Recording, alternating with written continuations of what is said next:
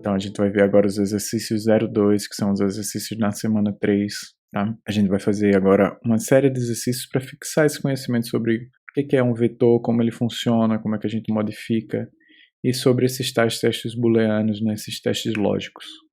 Então vamos lá.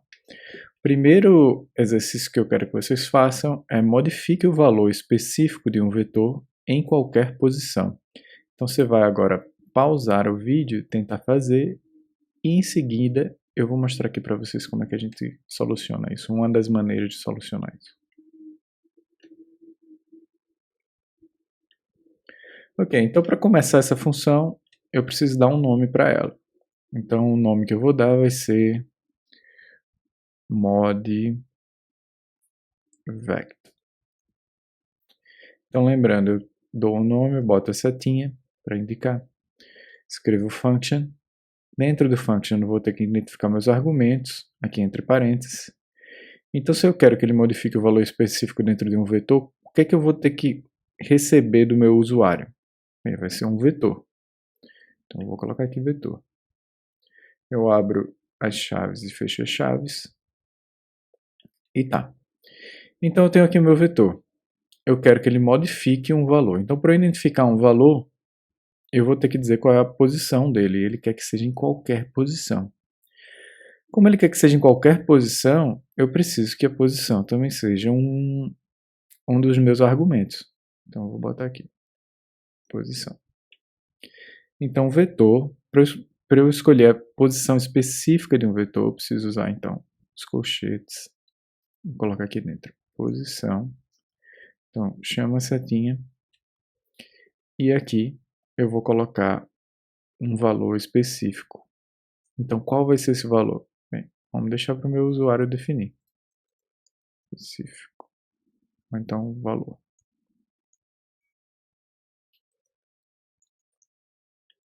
Já tenho o meu vetor modificado. Tá aqui. Vou carregar então a função, né? Seleciono Ctrl Enter. Você vai ver que ela aparece aqui ó, no meu ambiente. Vou testar aqui agora a minha função. Então, modify.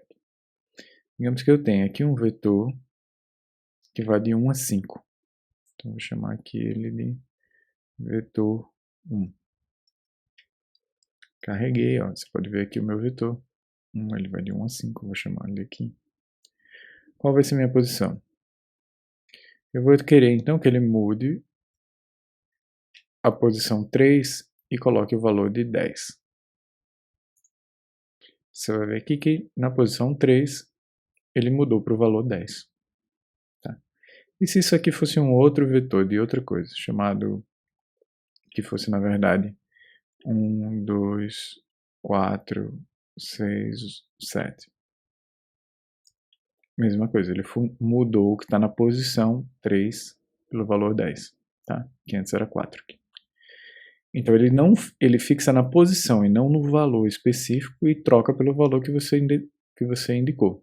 Aqui no caso 10. Se eu mudar aqui, ó, 5, ele agora muda a terceira posição pelo valor 5. Ok? Então essa foi a nossa primeira função, simples. Agora vocês tiveram que fazer com 3 argumentos. Tiveram que articular os 3 argumentos aqui dentro, então esse era o nível de dificuldade dessa função. Na próxima função, eu quero que você modifique todos os valores de um vetor que sejam menores que x por um valor y. Okay? Então pausa o vídeo, tenta resolver aí sozinho e eu já mostro para vocês como é que faz. Tá, então de novo, eu primeiro tenho que escolher o nome da minha função. Então eu vou chamar a minha função de modVec menor.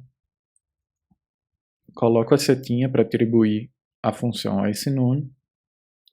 Escrevo function, que é a função que cria funções, né? Abro e fecho parênteses, o que vai aqui dentro os argumentos. Então, o que é que eu vou precisar? Vou precisar do vetor que o usuário me forneça. Vou precisar que ele me diga quem é x e vou precisar que ele me diga quem é y. Abro as chaves, fecho as chaves. E aqui, ó, eu vou ter que identificar a posição por mim mesmo. Então eu vou olhar o quê? Ele quer saber quais são todos os valores que são menores que x. Então, vetor que é menor que x. Né? Então aqui eu vou ter a posição, né, um vetor de true ou false, que vai me dar o resultado. Às vezes fazer a função assim, ó, do jeito que eu estou fazendo, de cabeça, sem olhar o resultado, pode ser um pouco complicado. Então, para facilitar, vale a pena, às vezes, você vir aqui, ó, a gente já tem um vetor 1 criado, né? Eu posso copiar ele aqui. Posso chamar ele de vetor. Eu posso já dizer quem é x aqui em cima e dizer, olha, eu quero que modifique todos que sejam abaixo de 5. E posso dizer que modifique eles, chame de 0. Então, carrego os 3 aqui. E na hora que eu vou escrevendo minha função, eu posso ir vendo se dá certo aqui dentro. Ó. Escrevi aqui posição. Então ele já disse aqui, ó, true, true, false, false. Então já sei que dá para usar ela. Então eu venho aqui agora no meu vetor, abro as chaves, abro o colchete, fecho o colchete, coloco aqui dentro a posição. O que ele vai me mostrar? Só os valores que são menores que o meu valor de x, que eu estabeleci aqui como 5. Tá? E aí eu pego e modifico esses por y. Agora dá para ver aqui, ó, que ele fez o que eu queria. Então é isso, minha função. Vou até aqui return vetor. O que eu posso fazer agora é retirar isso aqui, colar ele aqui embaixo e testar minha função. Primeiro eu carrego ela. Você vê que ela agora foi para cá. E posso colocar aqui, ó, vetor x e y. Ou posso colocar direto também, 5 e 0, para ficar mais fácil de mudar mais pra frente. Então rodei aqui, ó, funcionou. Vamos testar com outro número. Se eu quiser só os que forem menores que 3. Se eu quiser que ao invés de 0, ele dê um valor de 1. Ou de 10. Ok, então parece que está funcionando a nossa função. Posso testar mais um pouquinho aqui, ó, menor que 7. Deu certo. Tá? Então fiz vários testes aqui, ele funcionou, fiz o que a gente queria. Mostrei aqui para vocês uma outra forma de ir construindo sua função, que é ir olhando o que cada linha está fazendo. Isso é importantíssimo, principalmente para funções longas que você vá fazer, né? Então vale a pena testar ali dentro e ver se está tudo funcionando direitinho. Ok? Lembrando que você deve definir os argumentos aqui na função. Não dá para deixar aqui, ó, x igual a 5 e retirar daqui. Ele vai até funcionar, mas depois aqui ele vai dar erro mais por frente. Ou quando você for compartilhar essa função com outra pessoa que não tiver escrito essa linha de código aqui, vai dar erro. Então o ideal é que todos os seus argumentos estejam definidos aqui dentro da sua função. Ok, então vamos para o exercício 3. Conte o número de valores que seja maior ou igual a x em um vetor. Então pausa o vídeo, tenta resolver essa. Usa a experiência que você já teve aí com o exercício 1 e 2 e tenta resolver sozinho. Se não conseguir, aí dá uma olhada aqui ou então para conferir o seu resultado com o que eu fiz. Tá, então vamos lá. Quem são os números, quantos números são maiores ou iguais a x em um vetor? Então novamente eu vou ter um vetor. Então vou construir agora um pouquinho diferente a função para vocês tentarem acompanhar que tem outros modos de fazer uma função. Não precisa necessariamente seguir a ordem que eu fiz para vocês aqui. Então vou lá, vou copiar esse vetor aqui, que é o nosso vetor de exemplo, e eu vou rodar aqui com vocês. Então olha, o meu vetor tem esse aqui, eu quero saber quantos números são maiores ou iguais a x. Então eu venho, defino x. Então primeiro x eu vou escolher como 5. Ele quer saber quantos são maiores ou igual a x. Lembra que ele vai me dar um vetor de falso ou verdadeiro. Uma das coisas que é interessante é que o vetor de falso ou verdadeiro, um valor falso ele sempre vai ser 0 e um valor verdadeiro ele sempre vai ser 1. Então, na verdade, eu posso aqui somar direto. Ele já vai me dar aqui que eu tenho 2. E agora, como é que eu transformo isso aqui numa função? O que eu posso fazer é dar um nome para ela. Vou chamar aqui quantos maior. Vou colocar aqui function. Quais são os meus argumentos? Eu já até defini eles aqui. Vetor e o x. Abro as chaves, o que vem dentro aqui? O corpo da minha função, que vai ser esse. Se quiser, eu já posso até pôr o return aqui. Ou se você preferir para ficar mais organizado, você pode separar como resultado.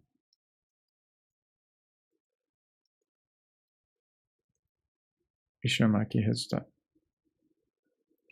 Eu vou deletar essa parte aqui. Vou testar ele aqui embaixo. Quantos maior. Abro, coloco o meu vetor. Coloco o meu valor de x. Tem que separar meus argumentos por vírgula. Ok, ele me deu 2. Quantos são maiores ou iguais a 2? Tem 4. Quantos são maiores ou iguais a 1? 5. Você vê que a flexibilidade aqui é que eu posso, a qualquer momento, aumentar esse meu vetor para um número enorme. E eu agora posso perguntar para ele quantos são menores ou iguais, quantos são maiores ou igual a 30. E aí ele já me dá um resultado. Então eu posso rapidamente mudar os argumentos da minha função ou aumentar bastante a quantidade de cálculos sem aumentar o meu esforço como programador aqui ou como quem está analisando os dados. Certo, a próxima função então é já fazer uma análise descritiva dos seus dados. Então eu quero que você use um vetor de exemplo e calcule a variância dele. Cria uma função que calcule a variância para qualquer conjunto de dados. Então pausa o vídeo, tenta resolver sozinho e eu já mostro para vocês como é que faz.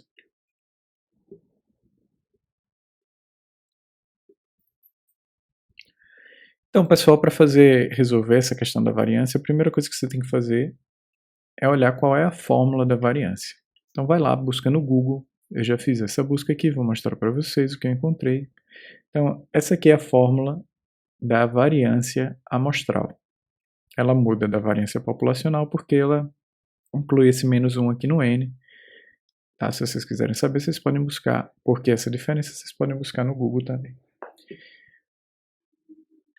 Então, o que a gente tem que fazer é traduzir essa fórmula numa função aqui no R. Então, se eu quero um conjunto de dados, eu estou falando aqui de um conjunto de dados que seja um vetor. Tá? Então, eu posso pegar aqui aquele mesmo vetor que eu estava trabalhando antes. Tá? Vou fazer aqui como eu costumo fazer minhas funções. Então, vem aqui no vetor, a primeira coisa que ele fala é calcular o vetor menos a média. O R ele tem uma função de média já pronta, que é o min. A outra coisa que você pode fazer é somar os números e dividir pelo tamanho deles. Aí não tem problema aqui não. Vamos usar o min. Vou chamar aqui de média. Quando eu chamo ela aqui, ó, seleciono para chamar individualmente para que ela apareça aqui no console, eu seleciono só isso aqui, dou um Ctrl Enter. Então aparece aqui, ó, 4 é a média do meu vetor.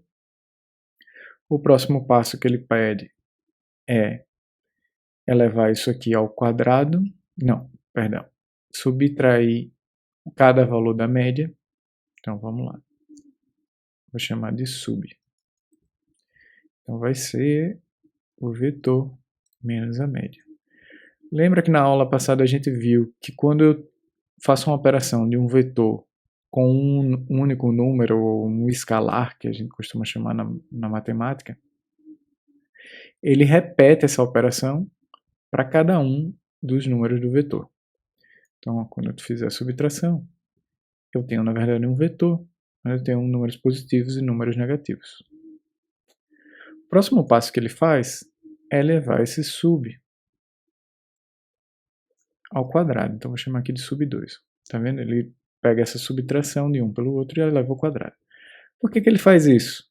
Ele faz isso porque os símbolos, ó, tanto você vai ter uma variância para baixo, negativa, quanto vai ter para cima, positiva. Se eu fosse somar isso aqui, ele daria 0. Ou seja, ele estaria dizendo que não tem nenhuma variância nos meus dados não variam de jeito nenhum. O que não é verdade, né? Vocês podem ver aqui que eles estão variando, eles não são todos iguais. Então, uma coisa que se faz é elevar o número ao quadrado, porque aí você elimina esses números negativos, todo mundo vai ficar positivo. Lembra que menos com menos é mais. Então, vou aqui, ó, sub, posso elevar ao quadrado. Agora todo mundo tem número positivo. O próximo passo é somar esse pessoal aqui. Então, posso vir aqui e usar a função sum, sub2. Ele vai dar esse resultado aqui. Então, vou botar aqui soma. E depois eu tenho que dividir por n menos 1.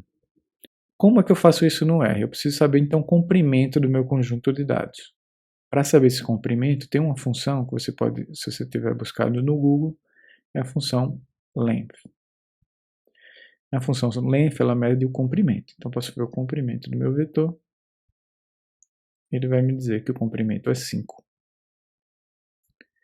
Ele pede, então, que o meu resultado vai ser essa soma aqui,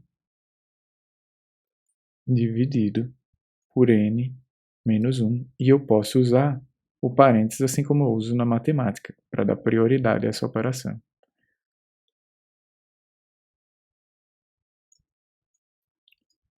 E esse aqui é o meu resultado, 6,5. Agora, eu tenho que transformar isso aqui numa função. Quais são, então, os dados de entrada, os dados que o usuário precisa fornecer? É o vetor. Então, posso vir aqui e criar function. Dentro do function, meu argumento vai ser vetor. Isso aqui é o quê? O corpo da minha função. Ele vai entre chaves. Então, posso botar entre chaves. Se eu selecionar isso aqui, ó, e apertar Ctrl I, ele faz essa indentação aqui para mim. Bota esse espaço. E eu tenho que dar um nome para essa função, que eu vou chamar de variância. E eu tenho que retornar meu resultado.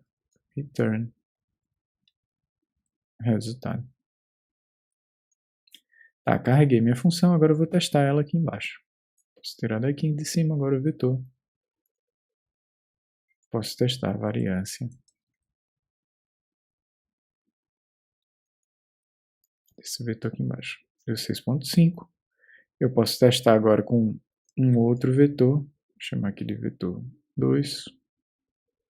E o vetor 2 vai ser um número de 1 a 1000, ou seja, um vetor bem grande. Pergunta qual é a variância do meu vetor 2, ele vai me dar aqui, ó. Certo? Então, aparentemente está funcionando. Eu posso testar isso, a minha função também, com a função base do R, que é a função var. Então, posso ver se eu criei uma função igual a do R. Você vai ver que eles estão dando o mesmo resultado. Então, aparentemente está certo. Eu vou testar aqui com a outra de novo.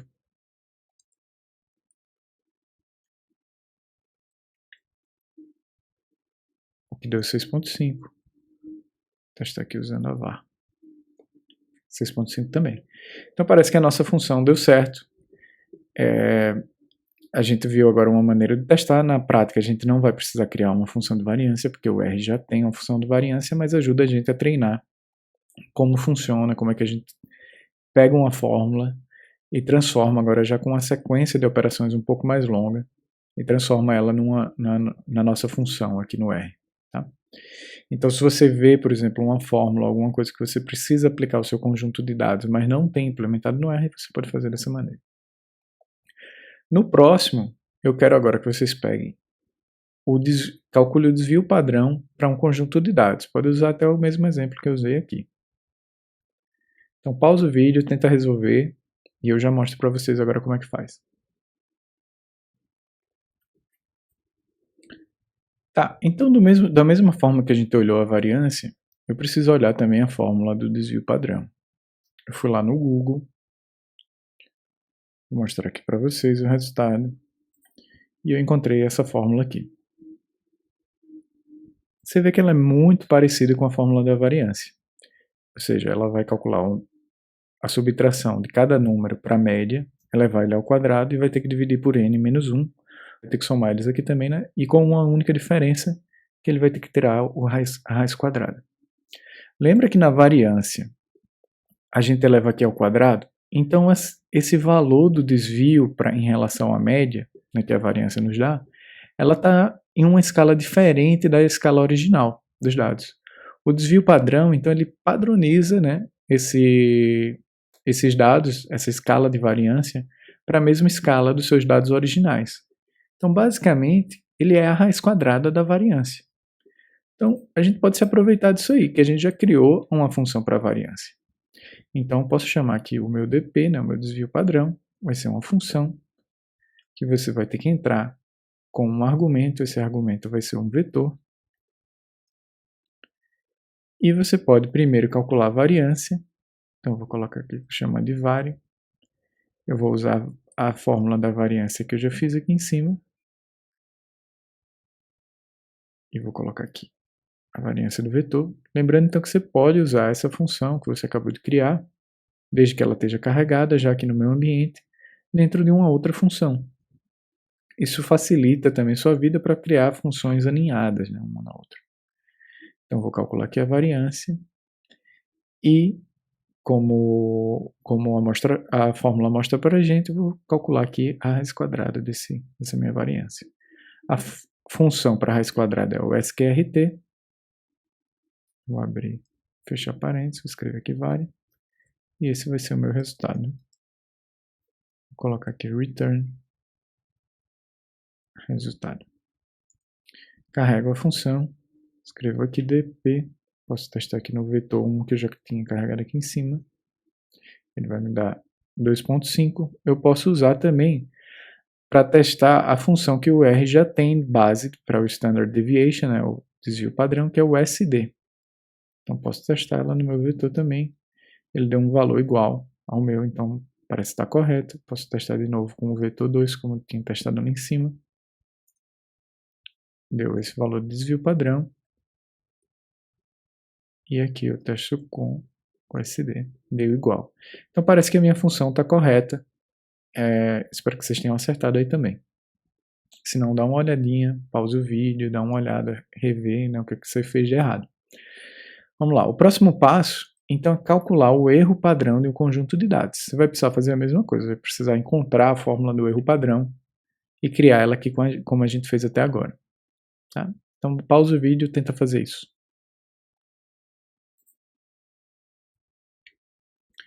Bem, vamos lá. Então, fui lá de novo no Google, fui olhar a fórmula do erro padrão. O que é o erro padrão? Vamos dar uma olhada nela. Ele está dizendo aqui para mim, ó, que o erro padrão, deixa eu tirar um pouco do zoom, que o erro padrão ele vai ser igual ao desvio padrão dividido pela raiz quadrada de n. Ou seja, ele tenta padronizar pelo tamanho da amostra. O desvio padrão padronizado pelo tamanho da amostra. Vamos fazer a mesma estratégia que a gente usou da outra vez. Ou seja, aproveitar uma função que a gente já tem pronta, que é a do desvio padrão, para ampliar para o erro padrão. Então, vou colocar aqui erro padrão, escrevi o nome da minha função, coloquei uma setinha, usei o function. O que é que eu vou entrar com um conjunto de dados, que no caso é o vetor. Eu abro e fecho as chaves. A primeira coisa que eu vou ter que calcular é o desvio nos meus dados, desvio padrão. Para isso eu posso usar a função que eu criei, dp do vetor, dou enter. Ele me fala para dividir pela raiz quadrada do tamanho da amostra. Então, eu preciso primeiro calcular o n. A gente já viu que o n, né, o comprimento do meu vetor, ele pode ser calculado usando a função length. Abre e fecha parênteses, escrevo aqui também vetor. Então, vou ter o n do meu vetor, né, do meu conjunto de dados, comprimento. E ele fala para ter a raiz quadrada desse n. Então, vou botar aqui raiz. Vai ser o sqrt, que é o square root, né, o nome em inglês para raiz quadrada de n. Então, no final, vai ser basicamente a raiz, o desvio dividido pela raiz. Então, vou chamar aqui de resultado. Vai ser o desvio dividido pela raiz. Vou dar um return resultado. Você vê aqui, ó, eu apertei sem querer o Ctrl Enter. Ele me deu um erro. Isso porque eu não criei nenhum dos objetos aqui, tá? Então não tem problema, porque toda vez que você cria uma função, quando a minha função for rodar, os objetos que estão sendo criados aqui dentro, eles não são jogados para fora para o meu ambiente, certo? Ele só vai ser criado se eu selecionar e der Ctrl Enter neles especificamente aqui. Tá? Então vou limpar aqui o meu console, só para vocês verem de novo. Criei aqui minha função, vou carregar ela. E agora eu vou testar com o vetor que a gente já vinha trabalhando. Esse é o resultado para o 1, esse é o resultado para o 2. Bem, então é isso, parece que a nossa função está funcionando, né? Se você ficou na dúvida se a sua função deu certo ou não, você pode testar com o mesmo, os valores que eu estou testando aqui, e ver se dá igual. Se não, você pode buscar na internet algum outro software, algum software online que calcule o erro padrão. O R não tem uma função base de erro padrão, tá? Que você pode estar usando. Bem, então é isso, pessoal. As 3 últimas questões vou deixar para responder agora no próximo vídeo, que elas são um pouquinho mais complexas. Então dá uma pausa, respira fundo, vai tomar uma água e no próximo vídeo a gente resolve essas 3 últimas. Outra coisa, lembra de salvar o seu script. Então vou vir aqui, vou chamar aqui de exercícios 02.